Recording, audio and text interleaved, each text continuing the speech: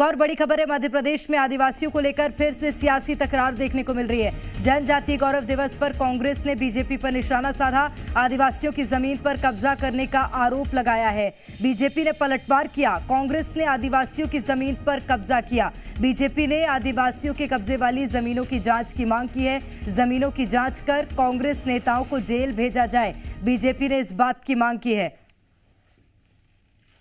Bharatiya Janata party के क्या है, अब किसी चीज़ को मुद्दा बनाना है उन्होंने, उसको पहले हाइप करेंगे, पहले उसको इवेंट क्रिएट करेंगे, इसके बाद उसके हिसाब से काम करेंगे। इन्होंने जो काम किया है सिर्फ वो रेलवे स्टेशन का नाम चेंज कर दिया और इस टाइप के काम कर करके ये उनके मसीहा बनने का प्रयास कर रहे हैं। लेकिन आवाम जनता, आदिवासी वर्ग सब जान चुका है कि कांग्रेस ही वो पार्टी है जो इस देश को आज़ाद कराया, कांग्रेस ही वो पार्टी जिसमें हर वर्ग का हित समाहित है।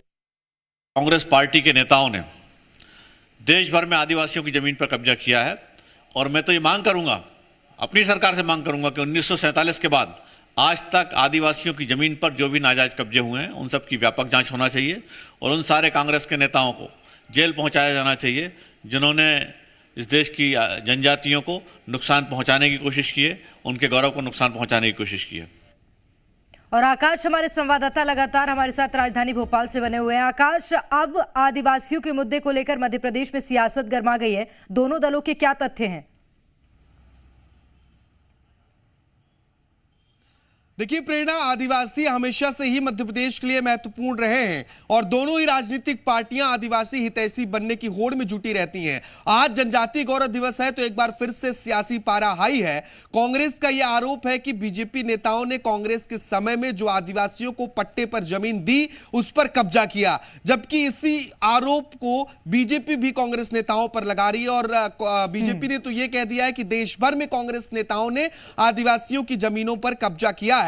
और बीजेपी ने अपनी सरकार से यह मांग भी कर डाली है कि इन सभी जमीनों की जांच हो और बीजेपी नेता यह भी कह रहे हैं कि कांग्रेस नेताओं को जेल भेजा जाए।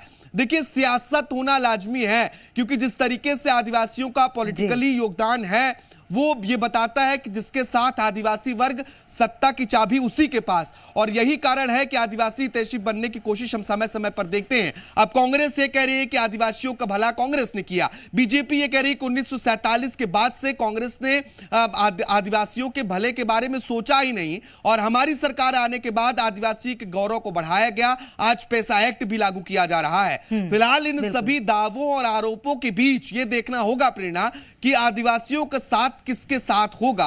क्या आदिवासी कांग्रेस के साथ जाएंगे या बीजेपी के साथ, क्योंकि 2023 का चुनाव भी बहुत ज्यादा दूर नहीं है। 89 विकास खंडों में आदिवासियों का आधिपत्य है, 80 से ज्यादा सीटें ऐसी हैं जहां पर आदिवासी दिशा दशा तय करते हैं। और यानी कि क्या कुछ परिणाम निकलकर सामने आते हैं वो तो आने वाला वक्त ही बताएगा। आकाश, बहुत शुक्रिया आपका तमाम जानकारी के लिए।